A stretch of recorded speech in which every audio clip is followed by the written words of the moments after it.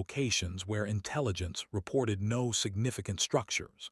The Aber Intelligence Service prepared detailed briefings for bomber crews warning about false targets. Yet the warnings changed nothing operationally. The fundamental problem was that German bomber crews approaching targets at night under anti-aircraft fire had no reliable way to distinguish real facilities from convincing fakes. A Luftwaffe directive from April 1940, discovered in captured archives, instructed crews to exercise extreme caution in target identification, as British forces are known to operate false installations. The directive offered no practical guidance on how to do this. The German military's technological orientation worked against them. They'd invested heavily in radio navigation systems like Nicaraban and its successor X-Jarrett, which provided precise positional information, but precision coordinates were useless when the target at those coordinates was fake and the real target was km away. The more accurately German technology told crews where to look, the more effective British deception became.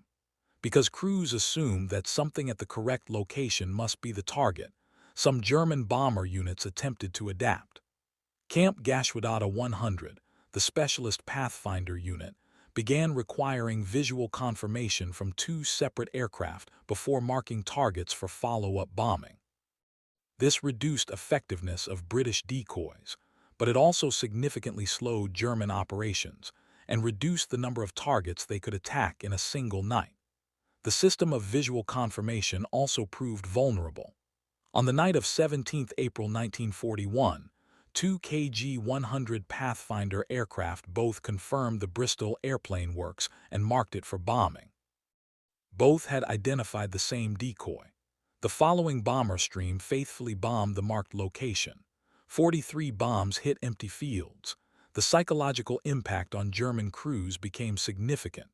Post-war interviews with former Luftwaffe personnel reveal a growing cynicism about target identification. Oberreiter Hans Roth, a bombardier with KG-55, recalled, "After March or April of 1941, we stopped trusting what we saw. Sometimes you'd see what looked exactly like your target, but then you'd think, is this real? Or is it one of their tricks? You'd spend so long trying to decide that you'd overshoot the release point anyway. It got in your head." What made Britain's camouflage and deception program successful wasn't superior resources or technology. Germany had advantages in both. It was a difference in strategic philosophy. British planners facing the existential threat of sustained bombing in 1940 had been forced to think creatively with limited means. The result was a system that fought smarter rather than harder. The cost comparison tells the story. Germany's concrete U-boat pens at Loren, designed to protect submarines from RAF bombing, cost 32 million Reichsmarks to construct, approximately £2.66 million at 1941 exchange rates. They successfully protected the submarines, but required enormous resources and 2 years of construction. Britain's entire decoy and camouflage program, protecting hundreds of sites across the country, cost approximately 15 million total from 1939 to 1945. The decoy for a single factory, £2,000 to £5,000. Protection level comparable to the U-boat pens at 0.02%, 2% of the cost. This wasn't about Britain being clever or German forces being stupid. It was about matching solutions to actual problems.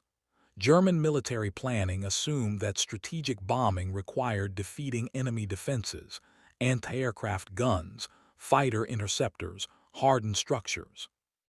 British planning, born of desperate necessity, recognized that enemy navigation under combat conditions was fallible. Exploiting that fallibility required only painted canvas, timber frames, and carefully positioned lights. The principle extended beyond physical deception. The entire British approach to civil defense in 1940 to 41 emphasized resilience and adaptation rather than impervious protection. Air raid shelters weren't designed to survive direct hits. That was impossible. They were designed to protect against near misses and provide psychological security. Fire services didn't try to save every building. They focused on preventing conflagrations from spreading. Decoy sites didn't aim to prevent all bombing. They aimed to ensure that bombs struck earth and farmland rather than factories and homes. The lesson was profound. In warfare, perception matters as much as reality. A factory that appears to be somewhere it isn't is as protected as if it were underground. A bomber crew that believes they've struck their target has been neutralized as effectively as if they'd been shot down. The bombs they drop on empty fields are bombs that can't be dropped on real targets. Britain's camouflage and deception program influenced military thinking far beyond the Blitz. The principles developed by Colonel Turner's team, manipulating enemy perception rather than hiding from enemy observation, became fundamental to Allied deception operations. Operation Fortitude, the elaborate deception that convinced German forces the D-Day invasion would land at Killala rather than Normandy, employed many of the same techniques: dummy installations, false radio traffic, and careful manipulation of what enemy reconnaissance would observe. The statistical evidence was undeniable. The Ministry of Home Security's final assessment, compiled in 1946 after full German records became available, concluded that decoy sites and camouflage deception had caused German bombers to miss their intended targets in approximately 28% of raids during 1946, the Blitz period.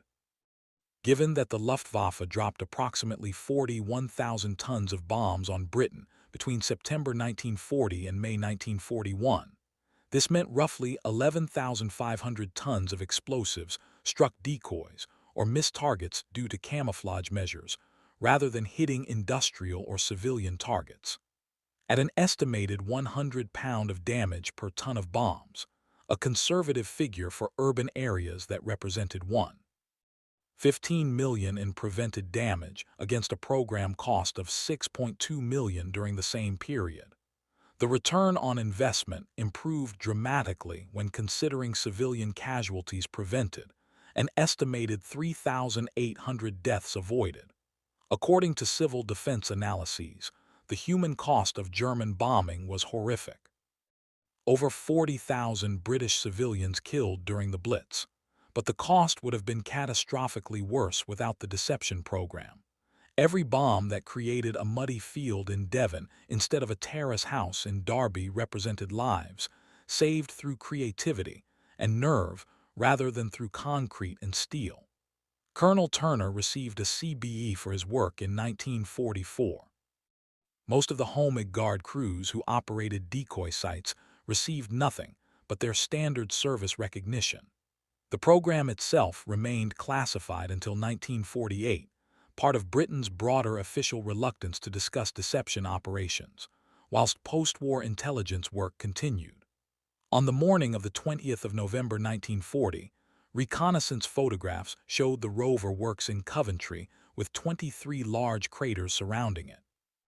German intelligence assessed the raid as partially successful, significant near misses, facility likely damaged but not destroyed.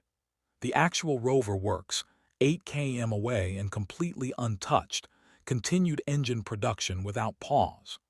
That afternoon, 47 Bristol Hercules engines were delivered to aircraft manufacturers on schedule. This was Britain's camouflage program in microcosm.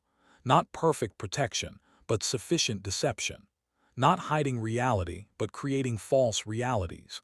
Not matching German technological sophistication, but exploiting the gap between German precision and German certainty. The painted canvas and timber frames weren't physically impressive. A strong wind could damage them more effectively than missed bombs, but they didn't need to withstand attack. They needed only to be attacked instead of the real targets. Battlefields aren't laboratories. Bombing raids aren't precision exercises conducted in calm conditions with unlimited time for observation. They're chaotic, dangerous events conducted by exhausted crews under hostile fire who are desperate to complete their mission and return home.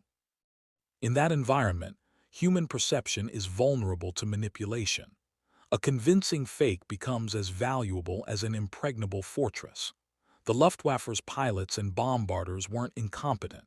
Their technology wasn't inadequate, but they were operating in an environment where their very strengths, precise navigation, and methodical target identification could be turned against them.